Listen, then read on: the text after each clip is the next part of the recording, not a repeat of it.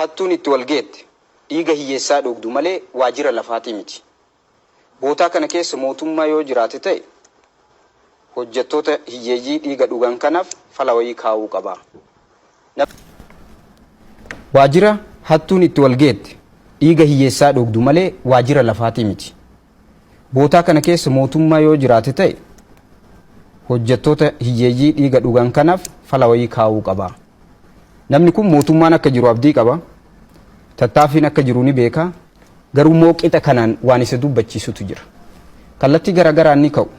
Kanneen bifa ajaa'ibaatiin yaada isaanii ibsatanis ni jiru. Barreeffama kanarratti ilaaluu ni dandeenya.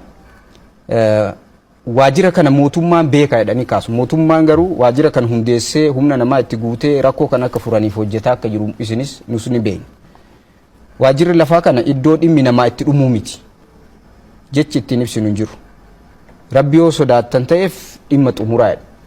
Silaa seerri jira, hojmaanni jira, kan osoo sodaattaniidha. Duratti kaase isa kana yaada muraasa kan isin argattan galmee guyyaa sanaa. Gaafa 2016 tokkorraa kaasee hanga guyyaa 8 duwwaa 6 2016 ilaalleera. Waajjiruma kana ka galateeffatu hin jiru achi keessa. Akka carraa ta'ee oolan. Bara haarawarraa kaasee hanga ji'a ja'affaa xumurreetti.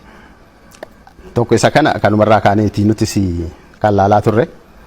Inni kun bu'uuraan rakkoo kenna tajaajila irraa ka'a. Bu'uuraan hawaasni bal'aan kun yoo tajaajilte karama salphaatiin hawaasa gammadu. Rakkoon kenna tajaajila akkamitti ifa isin biratti? Maali rakkoon kenna tajaajila? Tokko rakkoon kenna tajaajila bu'uurumaan namni mana sana dhufu tajaajilli inni barbaadu nu bira.